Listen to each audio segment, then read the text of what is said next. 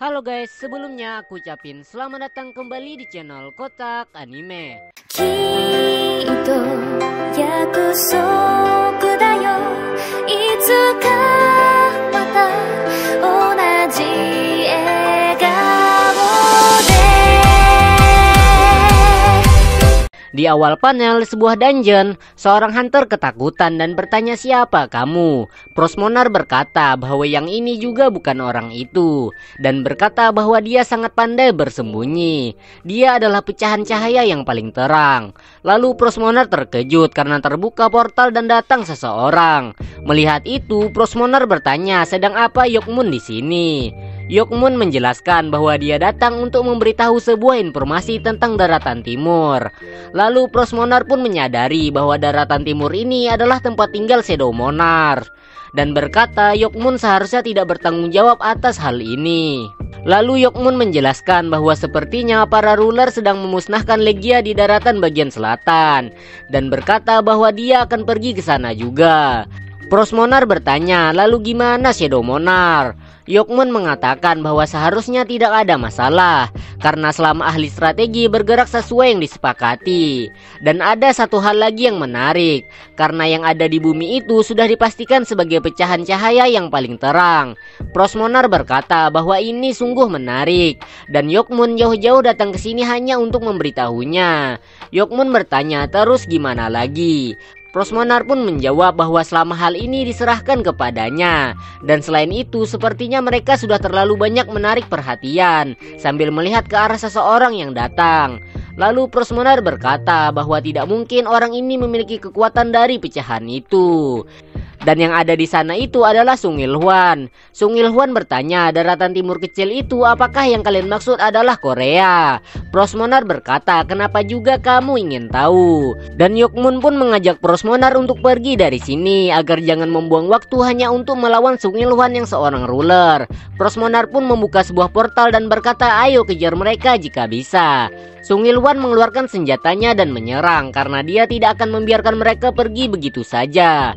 Tetapi serangan Sung Il-hwan ditahan dengan mudah oleh Prosmonar. Lalu terjadilah benturan yang hebat. Di sisi lain di Dungeon Merah, monster itu bertanya, apakah kamu orang yang telah membantai kawan-kawan kami? Monster itu berkata lagi bahwa dia terkesan dengan Jinwo karena berani datang sendirian ke sini dan berbicara menggunakan bahasa mereka. Tetapi ini adalah akhir dari perjalananmu. Monster itu memerintahkan kepada yang lain yang sudah mengepung Jinwo untuk keluar. Dan terdengar suara dari arah hutan. Lalu Jinwo berkata bahwa ini lucu sekali karena dirinya tidak datang sendirian. Lalu Jinwo pun memerintahkan untuk pasukannya keluar. Dan terlihat para pasukan Shadow keluar dari dalam hutan. Dan juga terlihat sudah banyak monster yang mereka bunuh. Lalu Jinwo berkata bahwa dia yakin tidak ada satupun dari kawanan monster itu yang tersisa. Melihat itu monster itu pun terkejut. Setelah itu datanglah Beru dan Tas. Monster itu pun semakin marah. Jinwo pun memerintahkan pasukannya untuk menyerang dan para pasukan Shadow menyerang secara langsung. Meski para monster itu berniat melawan, tetapi para pasukan Shadow terlalu kuat. Setelah itu Jinwo diserang oleh dua monster. Lalu muncullah Tank dan menghajar kedua monster itu. Bos para monster itu semakin marah dan berkata sudah cukup main-mainnya. Jinwo hanya melihatnya saja. Dan dengan cepat Beru dan Aegis langsung menyerang bos monster itu sampai membuat lengan dan kakinya terputus. Lalu setelah monster itu kehilangan keseimbangannya, Tas yang sudah menggunakan mode raksasanya langsung menggunakan skill gravitasi yang sampai membuat monster itu terhempas ke tanah. Lalu Jinwo berkata agar monster itu menjawab pertanyaannya, dan rasa sakitnya akan berkurang jika monster itu menjawab lebih cepat. Namun monster itu mati begitu saja. Jinwo merasa bahwa dia tidak bisa mendapat informasi lagi, dan ini pasti sistemnya ikut campur lagi agar Jinwo tidak bisa mendapatkan informasi. Lalu Jinwo memutuskan bahwa dia akan mencari tahu semuanya sambil membuka inventory dan mengambil kunci dari random box kemarin. Karena persyaratan penggunaannya sudah terpenuhi semenjak Jinwo mencapai level 100 dan detail kuncinya akan terungkap. Setelah terungkap, ternyata kunci itu adalah kunci untuk memasuki kuil Kartenon. Jinwo pun berpikir bahwa dia tidak akan melupakan kejadian di kuil Kartenon itu. Lalu Jinwo pun mengingat kejadian di Double Dungeon kemarin atau yang bisa disebut dengan kuil Kartenon.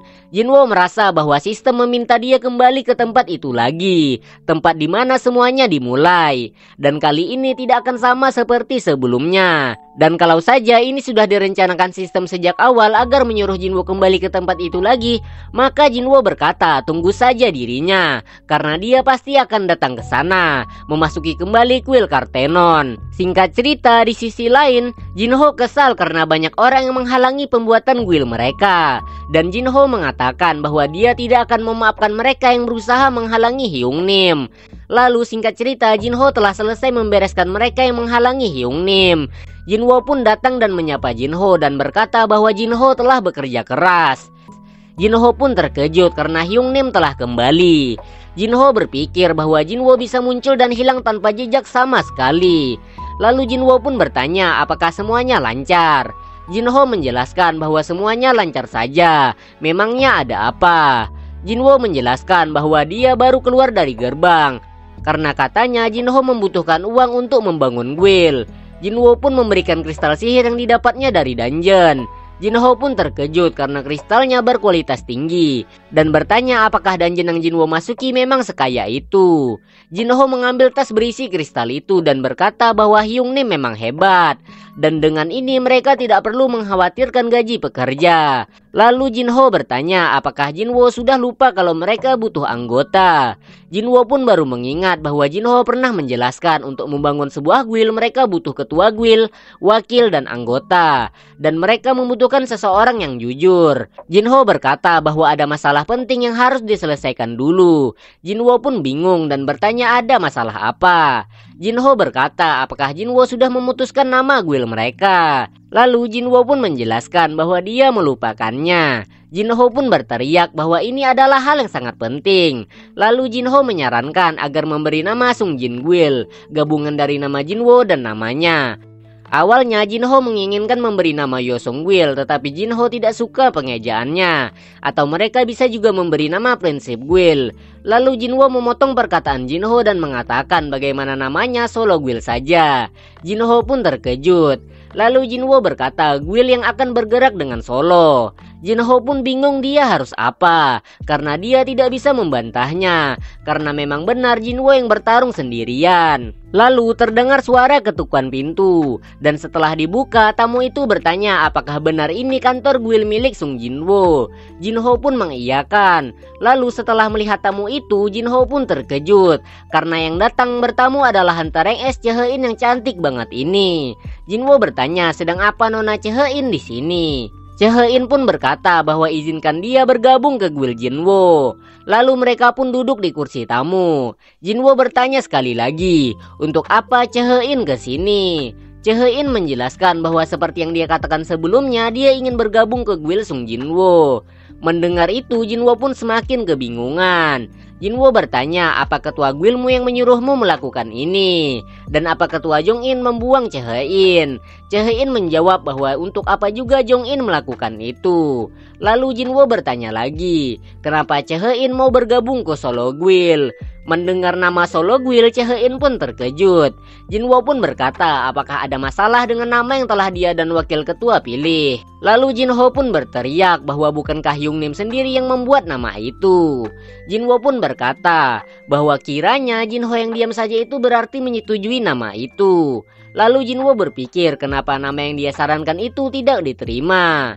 Lalu Jinwo yang melihat Chehein berpikir bahwa detak jantung dan pernapasan Chehein tidak stabil dan matanya juga aneh. Jinwo merasa bahwa Chehein berpura-pura saja. Lalu Jinwo berkata bahwa setahu dia Chehein sudah dibangkitkan sekitar 2 tahun dan bertanya apakah Chehein masih punya kontrak dengan guildnya. Chehein menjelaskan bahwa dia memiliki uang untuk membayar hukuman melanggar kontraknya. Jinwo pun terkejut karena berarti Chehein sudah membayar hukumannya sebelum datang ke sini. Jinwo pun berkata bahwa mereka belum memiliki cukup uang untuk mengontrak Hunter Rank S seperti Chehein. Chehein menjelaskan bahwa itu tidak masalah karena dia tidak membutuhkan bayaran.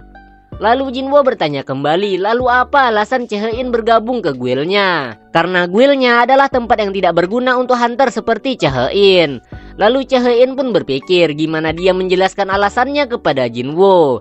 Karena awalnya Chae-in yang cantik banget ini hanya tertarik dengan bau dari Jinwoo yang berbau wangi. Dan awalnya itu cuma perasaan ingin tahu. Tetapi semakin hari Chae-in semakin kepikiran. Dan di dunia hunter ini cuma Jinwoo satu-satunya orang yang bisa dia lihat dengan jelas. Dan Chae-in pikir dia akan mati di Pulau Jeju. Tetapi waktu itu ketika dia sadar di dalam helikopter, Chae-in bertanya di mana dirinya. Gunhye menjawab bahwa Chae-in masih di helikopter dan sebentar lagi mereka akan sampai. Lalu Chae-in bertanya apakah ada Sung Jinwoo di sini. Melihat jawaban Gunhye, Chae-in pun berpikir bahwa seperti yang dia duga. Pipi Chae-in pun memerah memikirkan Jinwoo yang sudah menyelamatkannya dan mengatakan bahwa itu bukanlah mimpi. Lalu Chae-in pun berpikir lagi gimana menjelaskan alasannya itu kepada Sung Jinwoo. Karena dia tidak mungkin berkata bahwa dia ingin selalu berada di samping Jinwoo sampai dia mati. Dan Chae-in pun semakin salting dan terlihat pipinya memerah setelah memikirkan hal ini. Chae-in pun refleks menutupi wajahnya. Dan Jinwoo yang melihat itu, Jinwoo semakin bingung. Karena Chae-in tidak menjawab pertanyaannya. Dan wajah Chae-in malah memerah. Jinwoo merasa bahwa pasti ada yang disembunyikan darinya. Dan entah apa yang dia pikirkan itu, tetapi Chae-in pasti mempersiapkan ini sejak lama. Lalu Jinwoo berkata, bisakah Chae-in menjawab pertanyaannya? Chae-in pun menjelaskan, karena nyaman. Ini pertama kalinya dia merasa nyaman. Dan bertanya lagi bolehkah dia bergabung? Jinwoo menjawab tentu saja boleh.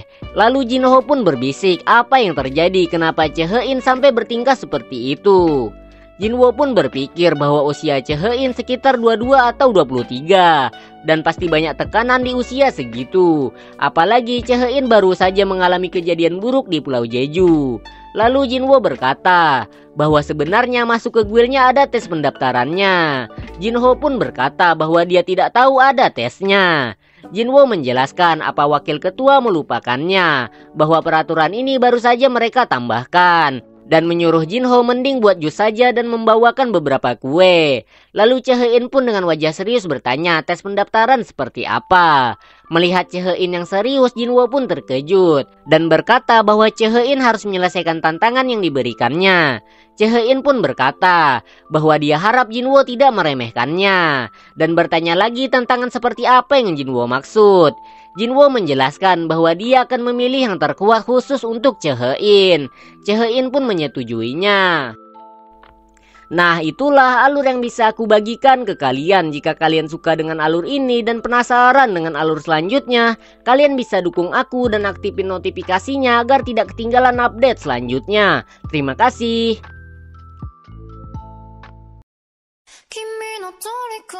Terima kasih telah menonton video ini ya. Jangan lupa klik tombol like, comment, and subscribe, and see you the next video. Bye bye.